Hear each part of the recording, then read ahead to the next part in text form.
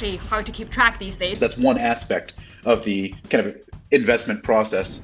Welcome to Mission Log for Third Derivative. This is our weekly, sometimes not weekly, update on the amazing work accelerating acceleration in the clean energy transition with climate tech, finding out how the world's largest climate tech accelerator, Third Derivative, is doing, and learning lessons along the way so that we can share them with our community and other folks can find out how to support startups to succeed more.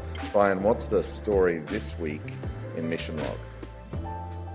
Well, building on our trend from our second season, I thought we would continue to practice what we preach. We say all the time, one of our biggest lessons learned from Third Derivative is that our best role is as an orchestrator, not as a critical path doer all the time. So Danny, you and I are putting that into action by inviting Hara Wang, one of my cherished colleagues and co-founders of Third Derivative, here to come join us today. Hara, would you just take a couple minutes and introduce yourself to our audience? Yeah, sure.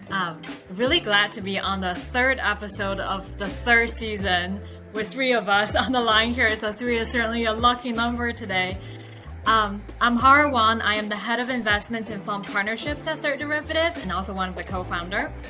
It's been like a 1.5 year long journey of working with climate tech startups, and certainly from my angle, thinking through how to mobilize more investment capital into these hard to abate sectors, into these hard to invest startups, and into not yet so mature, but certainly developing emerging regions where climate tech will play a very critical role moving forward.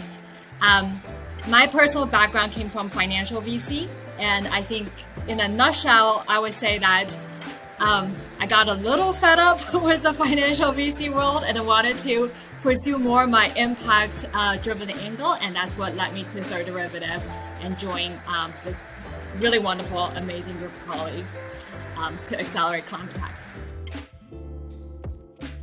So Hara is maybe overly modest here, so I'm going to brag on her just a little bit.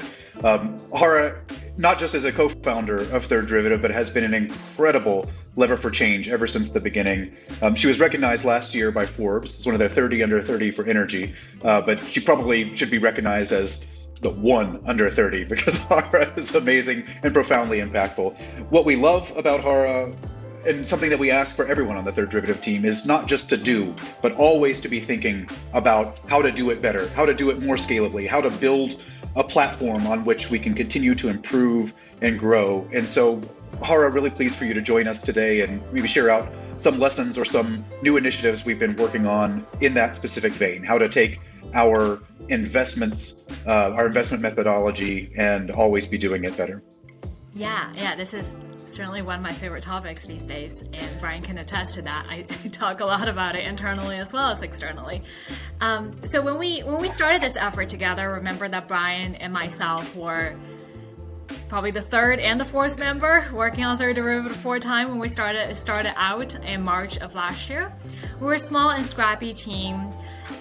We were certainly prioritizing on speed and acceleration and getting into market over scalable processes for a larger team. But now we're almost 20. It's actually hard to keep track these days because every Monday weekly meetings we have some new faces on the Zoom call on the team, so it's really hard to keep track exactly how many team members we have. But with this team growing, one of the effort that we have taken from an investment perspective is how we can make investments in a more scalable manner. And then for those folks who don't know, one of the benefits that come with joining Third Derivative as an accelerator is we provide an optional 100K C-stage convertible note into each one of the startups that we're able to pass kind of our selection filter. And we did a lot of hard thinking this year with the entire team support to put together a more rigorous and collaborative selection process. I'm certainly happy to talk more about it, but it's definitely based on the foundation of, we're growing, we want to do more, we want to be able to keep at the velocity, and we realize that it's important, in order to keep the velocity, it's important to create some standardization along the way. So can I just double click on that, Hara? One of the audiences we imagine follows the mission log here at D3 is other accelerator managers and folk trying to stand up programs to support startups around the world. And you're saying, you got to evolve from the scrappy startup-y mode yourselves as you build a team like this and get into standardized processes as quick as you can. What are you talking about? What processes? And say with this $100,000 note, is that an example, something that was bespoke in the first go round that you've now made standard, for example? Yeah. Happy to talk a little bit more of how we do things now. So I think I mentioned that the two key words here that I mentioned earlier is adding more rigor and adding more collaborative spirit into the selection process. And what we mean by rigor is, we want to make sure that there is a minimum set of mission-focused, market-aligned criteria that all our startups must be able to satisfy. And it really comes down to three things. The first thing is climate. Will the solution generate positive climate impact? The second thing is technology. Does the technology itself have a strong enough value proposition so that it can scale in order to achieve that climate impact? And the third thing, and certainly last but not least, is additionality. So this is a question of, can third derivative be a supportive partner to that startups on their way of realizing that climate impact? And for us, kind of adding rigor to the process is making sure that we have enough questions in each of the three sections that we hit on climate, technology, as well as additionality through the process. And the second aspect I mentioned is collaborative spirit.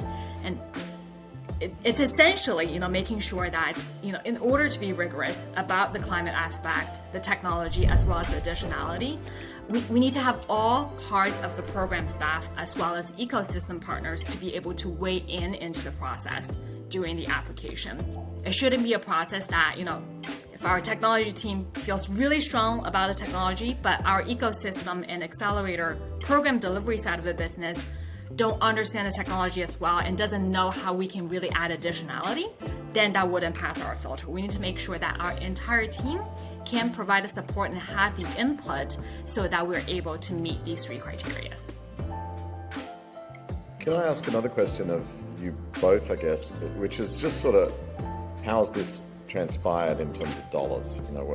What's the capital mobilization we've achieved under our own management? I kind of know that number a bit because I'm on the board, but what else have we triggered as follow-on or co-investment with us? Yeah, can definitely speak to that. So far we've deployed close to $4 million from our own investment vehicles. These are 100K or 50K checks directly into startups in their pre-seed or seed round. And this also means 39 companies total that we've able to invest to this date. And out of these 39 opportunities, 19 of them have received at least a co-investment from an in-ecosystem investor partner. So these are investor partners that's part of Third Derivatives ecosystem that are part of our support. They support our startup selection as well as startup support processes. We have about a little less than a dozen of them, and we're adding more into the ecosystem. So stay tuned during the summit for amazing announcements for additional ecosystem investor partners that we're adding into the ecosystem. And in terms of total dollar amount we're able to mobilize, our startups that have been invested from our own fund since December of 2020, they have in total raised more than $150 million of dollars. And this is a combination of bigger seed rounds, Series A rounds that many of our startups have been able to raise, and we're really glad to see because many of them represent hard to abate solutions. Many of them are working on very, very tough problems that does require a lot of effort, a lot of time, and quite some capital in order to achieve. You just had an example this week, right? Some news from one of your favorite companies, Bryan. We do, and we've got them lined up for our for one of our two featured companies of the week. So let me just recap a little bit what I'm hearing from you. So first is a meta-narrative, which of course forms the cockles of this entrepreneur's heart, which is a strong prototyping and iteration culture. So let's get something out there, start our own learning journey, but also make sure we never take our eye off the ball to continue kind of improving processes, building scalability, improving rigor, etc.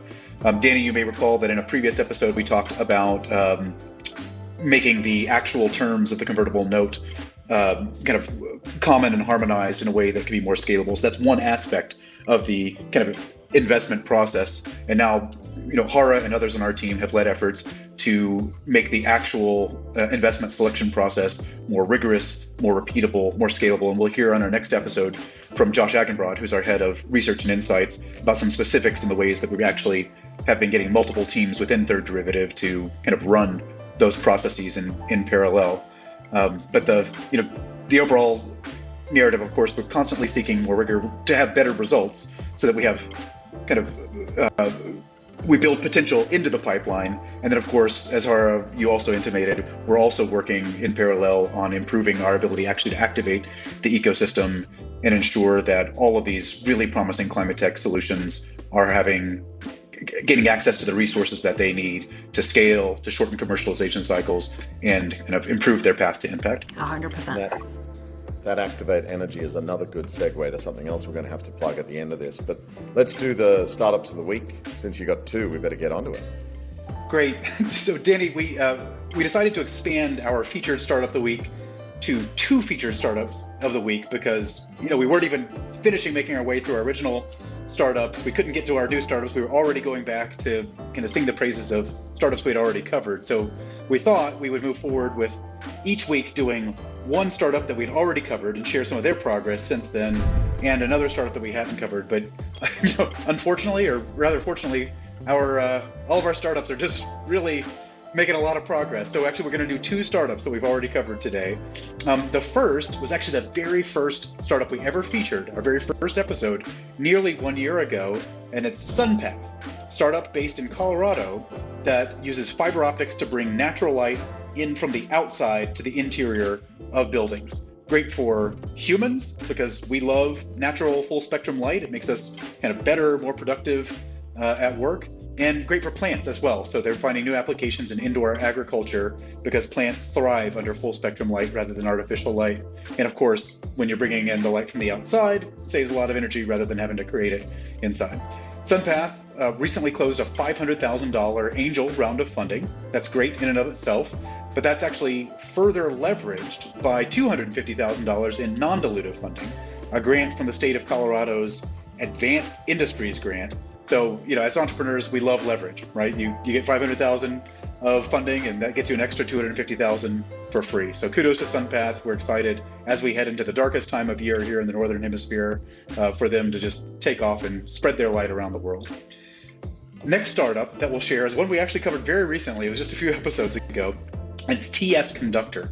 Really cool startup that uses advanced carbon materials to radically transform and improve, I would say, kind of next generation power distribution and transmission lines. Makes them lighter, makes them more fault tolerant, increases the conductivity. I mean, it's really the next generation, the future of power transmission, and something that we really need as we continue to bring more and more distributed and renewable power onto the grid from all over the place. We have greater needs to transmit those electrons to the places where they're being used.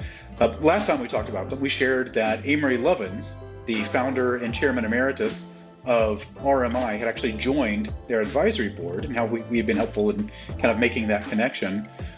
This time, we're pleased to share that they've closed a $25 million equity funding round. Now, this is something we're particularly proud of. We're proud of all of our startups, but this is one where we played a really significant role. Our fingerprints are all over this deal. TS Conductor have been trying to raise for a long time and hadn't been enjoying a lot of success. We helped them not only get their story right and identify some of the gaps, some of the reasons why they might have not been having great success fundraising, helped get those rectified, and then, of course, helped foster connections, help them kind of share that story with targeted investors who are most appropriate. So really cool deal, oversubscribed, led by Breakthrough Energy Ventures and NextAir Energy and several other investors who are in. So it's great for TS Conductor, and it's great for us as kind of continued and further validation of our ability not only to build an ecosystem, but really kind of connect the dots within those ecosystem in ways that help everyone be successful. Thanks, Bryan. Those are two really cool companies. But what a great show this one was. Hara, really awesome learnings. Thank you for the insight. And as I mentioned earlier, Activate Energy is coming up. It's the D3 Summit. You can sign up and get involved. Hara, just at the website, third-derivative.org, third-derivative.org, right? Yep, third-derivative.org. Correct. All right. Thanks, everyone. Tune in next week. We'll have Josh on the show and learn more from the experience of accelerating acceleration of climate tech solutions. Great. Thank you, Danny. Thank you, Hara, for joining us as always. Always just an incredible privilege to be sharing out these lessons learned in real time. They're coming fast and furious all the time. To our listeners out there, leave us a comment. What lessons do you think we should be learning about how to select and bring the best startups into our program? Make sure to hit that like, subscribe, share us with your friends, colleagues, and others who could be interested in joining us on this learning journey. And stay tuned. We'll be back next week with more lessons as we seek to build the transformational climate tech accelerator ecosystem of our time.